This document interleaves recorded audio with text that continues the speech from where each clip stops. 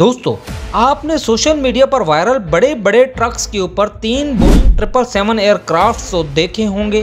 जद्दा की सड़कों पर यह मंजर हजारों मोबाइल फोन्स ने रिकॉर्ड करके सोशल मीडिया पर पोस्ट कर दिया। इस काफिले को बहिफाजत मंजिल तक पहुंचाने के लिए आगे पीछे पुलिस की सिक्योरिटी व्हीकल्स और ट्रैफिक मैनेजमेंट के लोग सारा वक्त मौजूद रहे। लेकिन क्या आपने सोचा कि क्यों इन बोइंग तैयारों को 850 किलोमीटर दूर ट्रक्स पर ले जाया गया, जबकि इन्हें स्क्रैप करके भी ले जाया जा सकता। इस वीडियो में हम आपको बताएंगे असल कहानी, जिसे जानकर आप सऊदी गवर्नमेंट की पॉलिसी की तारीफ किए बिना न रह पाएंगे। तो वीडियो को एंड तक देखें और अपनी राय से ज़रूर आगाह करें। फैक्ट की वीडियो में आपका स्वागत है। चैनल को सब्सक्राइब कर दें और बेल आइकन दबा दें। दोस्तों, पहले तो लोगों ने समझा कि ये बोइंग एयरक्राफ्ट शायद जद्दा के किंग अब्दुल अजीज़ इंटरनेशनल एयरपोर्ट से मेंटेनेंस या किसी डिस्प्ले के लिए करीबी किसी जगह ले जाया जा रहा है, मगर थोड़ी देर बाद पता चला कि ये 100 मीटर लंबे ट्रेलर्स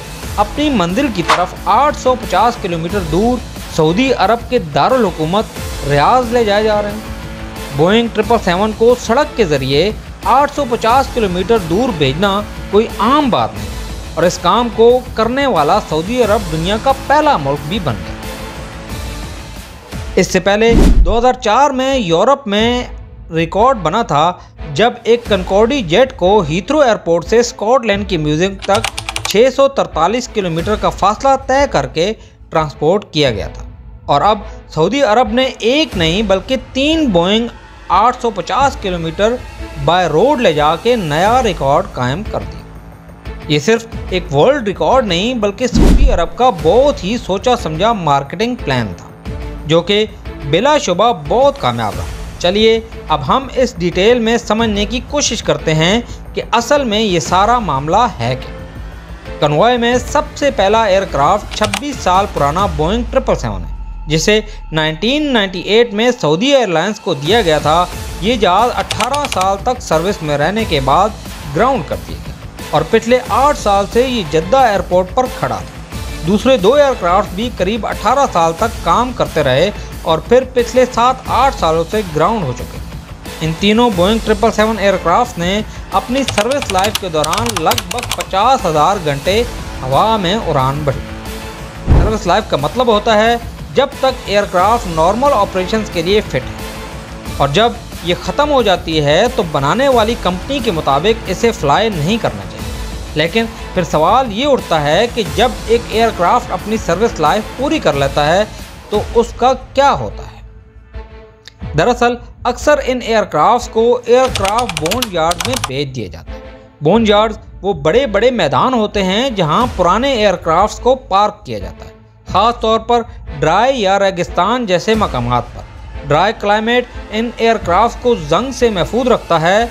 उनके इंजन और दूसरे सेंसिटिव पार्ट्स को सील कर दिया जाता है ताकि मॉइस्चर और टेम्परेचर चेंजेस का असर ना हो। हालांकि ये एयरक्राफ्ट अब उड़ान नहीं भर सकते, लेकिन इनकी रेगुलर मेंटेनेंस अब भी ज़रूरी होती है, क्योंकि इनके पार्ट्स को बआसानी किसी भी वक्त इस्तेमाल में लाया जा सकता है, और अक्सर इनको मेंटेनेंस के बाद कार्गो प्लेन्स के तौर पर भी इस्तेमाल किया जाता है, या फिर फ्लाइट सिमुलेटर के तौर पे, ताकि नए पायलट्स की ट्रेनिंग की जा सके। इनके कॉकपिट्स पायलट्स की ट्रेनिंग के लिए यूज़ होते हैं। इसके अलावा पुराने एयरक्राफ्ट को दुनिया भर में टूरिस्ट अट्रैक्शन बनाने के लिए भी बहुत से लोग ख़रीद लेते हैं, जैसे कि होटल्स, कैफ़ेज़ और म्यूज़ियम्स बनाने के लिए। सऊदी गवर्नमेंट ने भी ये ही प्लान किया कि इन 3 बोइंग 777 एयरक्राफ्ट को रियाज तक ले जाया जाए, जहाँ इनका इस्तेमाल एक मेगा इवेंट रियाज सीज़न 2024 के लिए होगा। इन एयरक्राफ्ट का सफ़र 850 किलोमीटर का था, लेकिन सऊदीया के लिए ये खर्चा मामूली था, क्योंकि इनका मकसद रियाज को इंटरनेशनल टूरिस्ट हब बनाना है।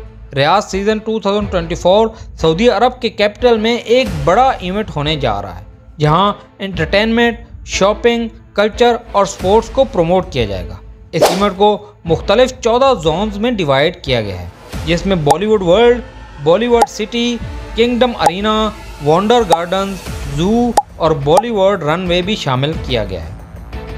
रियाज सीज़न 2024 के लिए एक ख़ास एयरपोर्ट बनाया गया है, जिसमें रनवे, कंट्रोल टावर और यही 3 असली बोइंग 777 एयरक्राफ्ट शामिल हैं। दुनिया भर से आए हुए टूरिस्ट इस जोन में अपनी एविएशन के शौक को पूरा कर सकेंगे। इस प्रोजेक्ट का सबसे यूनिक हिस्सा ये है कि एयरक्राफ्ट के अंदर लग्जरी डिनर्स, कॉकपिट टूर्स और कंट्रोल टावर एक्सपीरियंसेस का इंतज़ाम है। बॉलीवुड रनवे जोन को एविएशन लवर्स के लिए इंट्रोड्यूस किया गया है, जो अक्टूबर 2024 से लेकर मार्च 2025 तक चलेगा। ये सब कुछ सऊदी क्राउन प्रिंस मोहम्मद बिन कासिम के विजन 2030 का एक हिस्सा है। ये इवेंट पहली बार 2019 में लॉन्च किया गया था, लेकिन कोविड की वजह से इसे पूरा इंटरनेशनल एक्सपोजर नहीं मिल पाया। 2022 में रियाद सीज़न की ओपनिंग सेरेमनी में 75 लाख लोगों ने हिस्सा लिया और इस दौरान ड्रोन्स की सबसे बड़ी फॉर्मेशन का वर्ल्ड रिकॉर्ड भी बनाया। सऊदी अरब ने पिछले साल 50 लाख टूरिस्ट को अट्रैक्ट किया और उम्मीद है कि 2024 का सीज़न नए रिकॉर्ड्स बनाने में मददगार साबित होगा। 3 बोइंग 777 एयरक्राफ्ट का इतना दूर ट्रांसपोर्ट असल में सऊदी अरब का एक केयरफुली मार्केटिंग स्टंट था, जो कि मकसद में कामयाब भी रहा। एयरक्राफ्ट को बाय रोड 850 किलोमीटर ट्रैवल करवाना एक ऐसा मार्केटिंग स्टंट है जो न सिर्फ दुनिया भर में रियाद सीज़न 2024 को मशहूर कर रहा है, बल्कि सऊदी अरब को एक नया वर्ल्ड रिकॉर्ड भी दिला गया। सऊदी अरब अब बदल रहा है। सऊदी प्रिंस मोहम्मद बिन कासिम के विजन 2030 के तहत इन्हें सऊदी अरेबिया की ऑयल रेवेन्यू पर से डिपेंडेंसी ख़त्म करनी है और उसके लिए सऊदी टूरिज़्म को अपने नए प्लान का एक अहम पार्ट बना रहा है। जैसा कि दुबई ने अपने आप को टूरिज़्म और बिजनेस का मरकज़ बनाकर तमाम मिडल ईस्ट मुल्कों को होश उड़ा दिए। जहां पहले यूएई भी ऑयल पर डिपेंडेंट था, अब वर्ल्ड क्लास इंफ्रास्ट्रक्चर और एंटरटेनमेंट की वजह से ये डिपेंडेंसी ना होने के बराबर। सऊदी अरेबिया भी इसी तरह अपने लिए नए मौके तलाश कर रहा है। जितने भी इवेंट्स होस्ट कर रहा है उनका टारगेट सिर्फ वेस्टर्न वर्ल्ड है, फिर चाहे वो $500 बिलियन का नियोम प्रोजेक्ट हो, द रेड सी प्रोजेक्ट हो जिसमें 50 लग्जरी होटल और 1000 विलास बनाए जा रहे हैं, कुछ साहिल पर और कुछ रेड सी में बनाए जा रहे हैं। उम्मीद है आपको वीडियो पसंद आई होगी। कमेंट्स में अपनी मोहब्बत का इजहार ज़रूर करें, वीडियो को लाइक एंड शेयर कर दें। मिलते हैं अगली दिलचस्प वीडियो में।